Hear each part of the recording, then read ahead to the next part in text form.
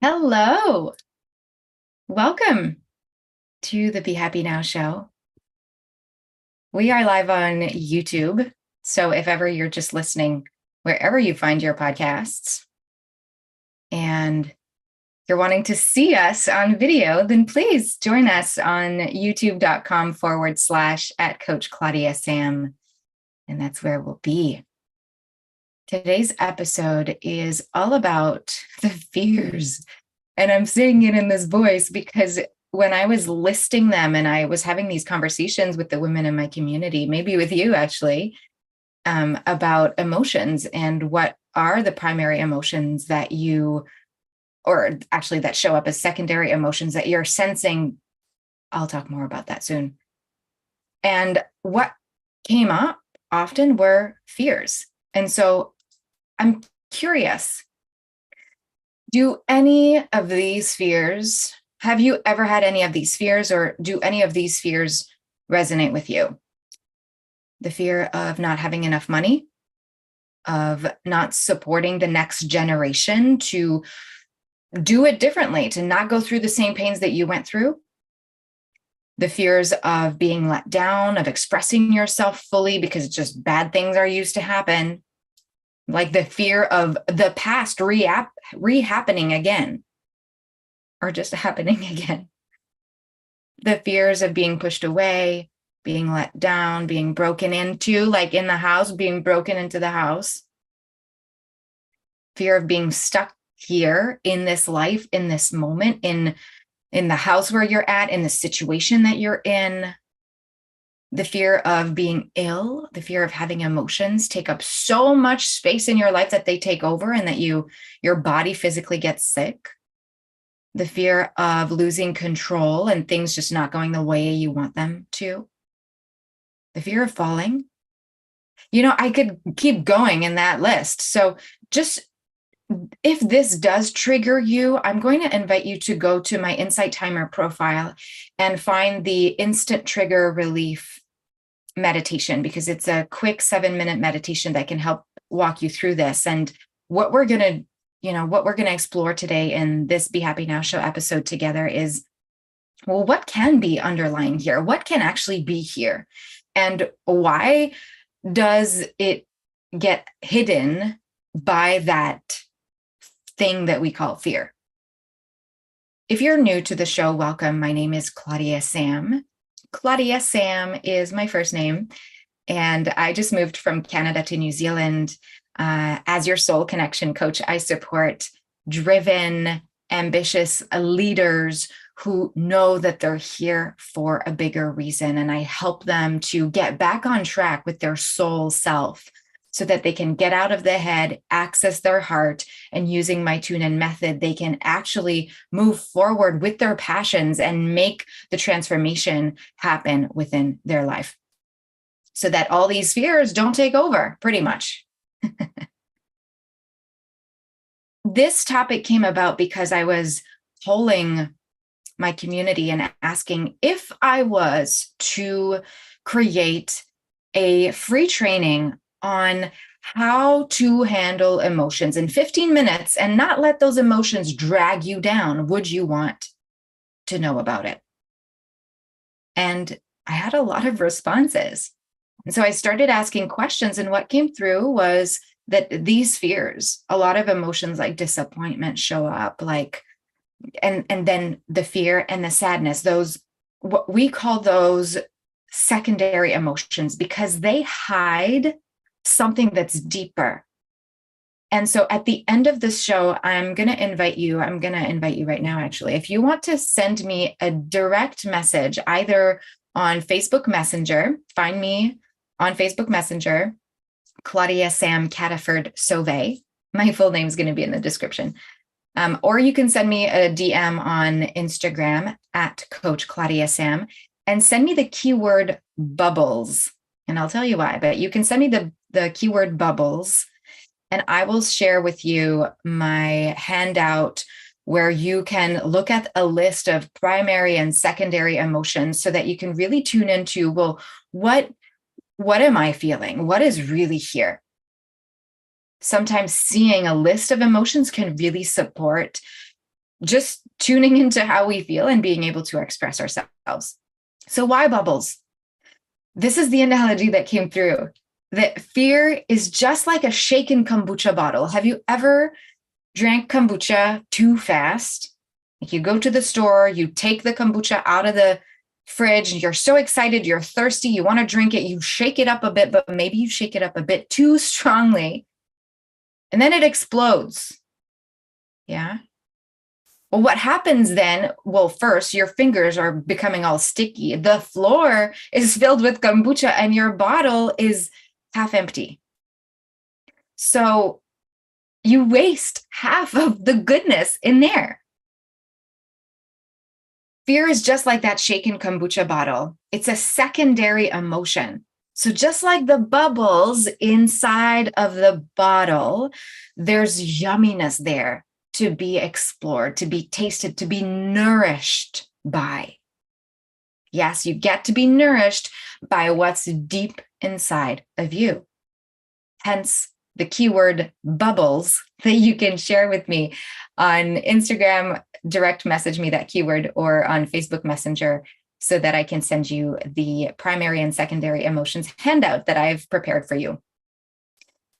Another reason why this conversation stumbled and came about, there's two stories that are coming to me that I'd love to share. And I invite you to tune into your own life as you listen to these stories. Tune into when in your life have you felt that, or have you experienced something like it? Okay. All right.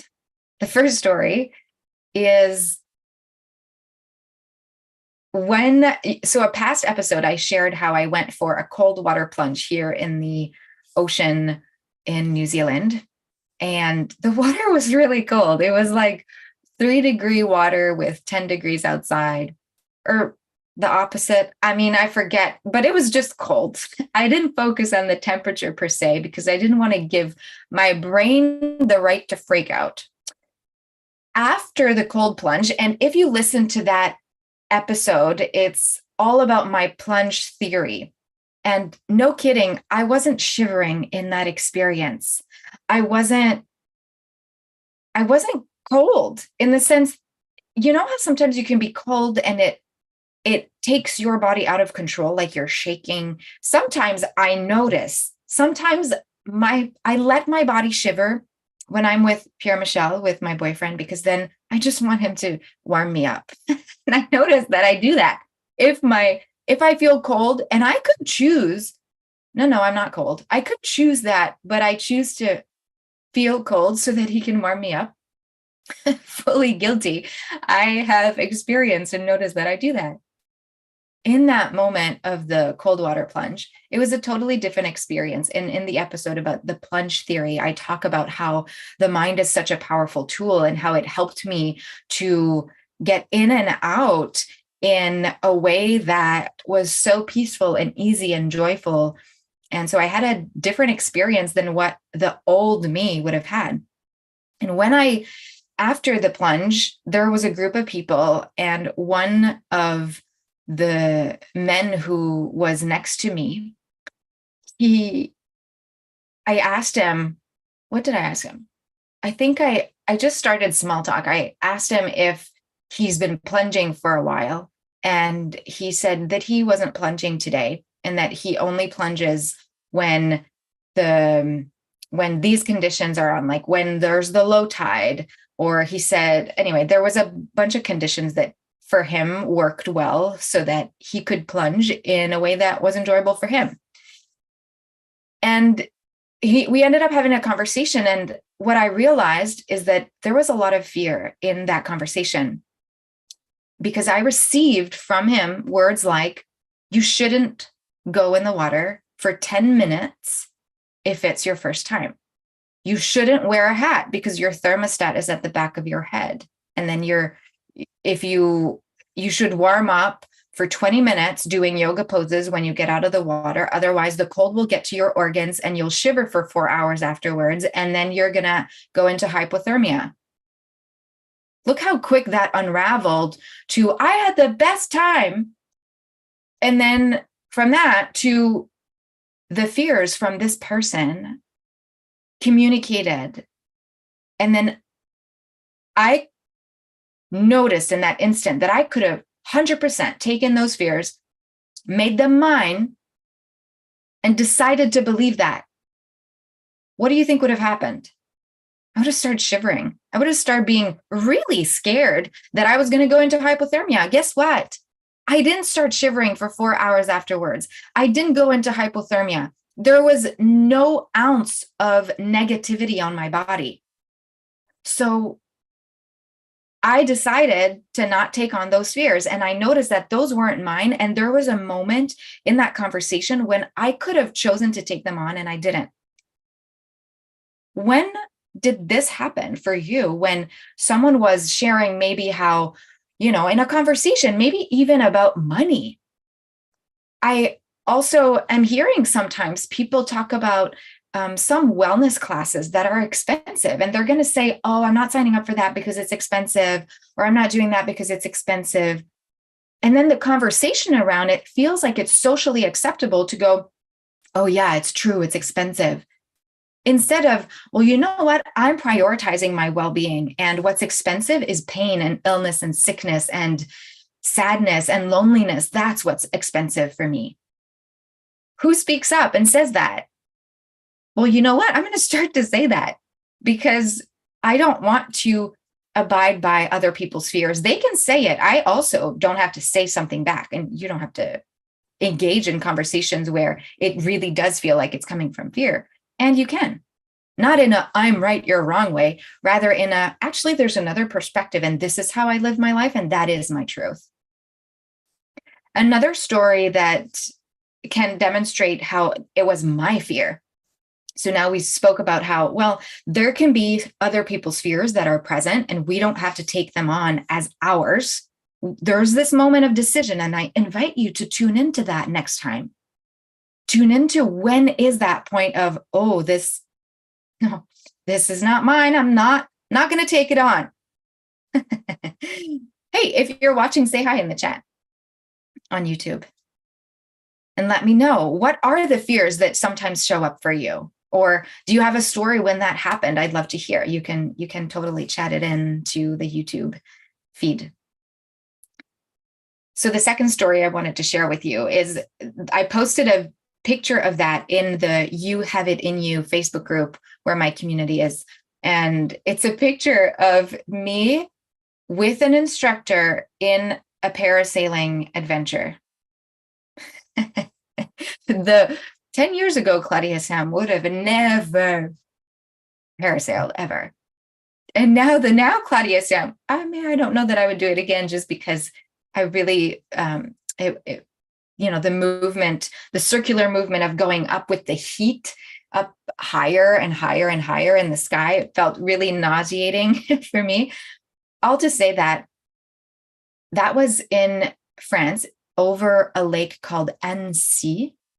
And it's one of the most beautiful places in the Alps that I've seen. And it was with Pierre Michel and my friend Victoria, and she was going for it. And she said, are you coming? Are you going to jump on board? And I thought, oh gosh, it took so much from me to actually go parasailing that what I did, I noticed that there was a fear there. There was a definite fear of falling, definite fear of dying, a fear of hurting myself. And so I went to the launch place of where the parasailing was going to happen. And P.S., parasailing is you with an instructor, unless you're certified and you could go on your own, with a huge sail that is parallel to the floor in a long arch. And you have to run off of the cliff. So you actually have to take you have to take that from within you and jump off the cliff. Hi, Danielle. Fear of heights. Well, there you go. This is one of those things. Definitely fear of heights was there for me as well. Oh my gosh, I'm laughing now. So what I did is that I went and practiced yoga and meditation and affirmations and presence at the top of that launch place to prepare me, because I was choosing not to let the fear dictate what I was going to do that day. I just decided these fears don't control me. No, no. And if it could also be like that kombucha bottle, I could also have decided to let the fear take over so much that I could have ruined everybody else's day by freaking out, but I didn't. Yeah, Danielle, I am safe. 100%. I am safe. Now, it's been probably 8 years or 6 years anyway since that happened. So I don't remember the exact affirmations that I did say. What this is opening up as the conversation is to recognize what is yours and what is not yours. And what kind of conversation do you want to engage in? If you notice that people are having conversations like, I'm sure you've been in an office conversation when there's, what's the word without swearing? When you're talking about someone else, gossiping about your colleagues, like people gossip about this person, and then it becomes this mothball that creates a tornado because now you want to be accepted. So you hop into the gossip and then you just have it be better, bigger. You contribute to that. This is a fear of not being enough. That's really what the gossiping is about, is the fear of not being enough, of not being understood, of maybe it's a feeling of being unimportant because the other person you're gossiping about is probably doing something right. And so what's beneath that fear? What's beneath that fear? That's where you get to explore. So send me the direct message with the keyword bubbles, either on Facebook Messenger or on Instagram at Coach Claudia-Sam. On Facebook, just send me to my personal Facebook, Claudia-Sam Cataford-Sauvé, and then I'll send you the handout for the primary and secondary emotions so that you can tune into what's really there underneath. What's really there underneath? Because you really have the power to not take it on. A Course in Miracles says, no one who lives in fear is truly alive. No one who lives in fear is truly alive. Wow.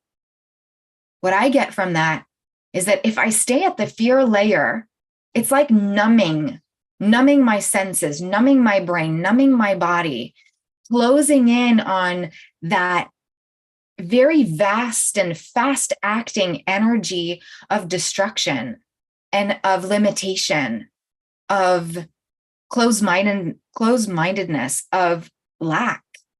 When instead, I actually want to feel like there's a bunch of possibilities. I want to feel abundant. I want to feel positive. I want to feel uplifted and expansive and open. Tell me in the chat, how do you want to feel? Instead of fearful, how do you want to feel? I get safe, right? Maybe there's something else. And so when we choose, so if no one who lives in fear is truly alive, it means that if we do stay on that layer of that numbness, of that negative dictation of energy that just blocks the flow, well, we're limiting ourselves. Whereas if we access those bubbles inside the kombucha bottle, if we go to what's really there, the juice, the primary emotion there, you get to tune in. Oh, maybe I am feeling not enough. Maybe I am feeling judged. Maybe I'm feeling unimportant. Maybe I'm feeling dismissed or pushed aside. And when we recognize that these emotions are real, we can actually do something about it. Each emotion is a way to more flow. Each emotion is a way for us to be more anchored in the wholeness of who we are. And you get to decide, am I going to go with the fearful ego, small self? And am I going to choose to see through the eyes of fear? Or am I going to choose to see what love sees, to see what potentiality sees, to see through the eyes of the big capital S soul self? That's what we do in Align in my coaching growth group using the teachings of A Course in Miracles. And also we keep that practice through all of the containers that I hold for my clients. And the Be Happy Now show is a place where you can get a taster. So I hope you'll take me up on the emotions handout so you can really know what you feel. Send me that keyword bubbles, either on Instagram or on Facebook Messenger. If you feel like email is better, do that. But it'll be faster by Messenger or Instagram. Okay. Thank you for being here. I appreciate you. And if you're listening on YouTube, subscribe to the channel. Look out for the next episodes on here. And I see you having a beautiful, flowy day in limitlessness, in love, in openness, and in possibility. Thank you. Bye.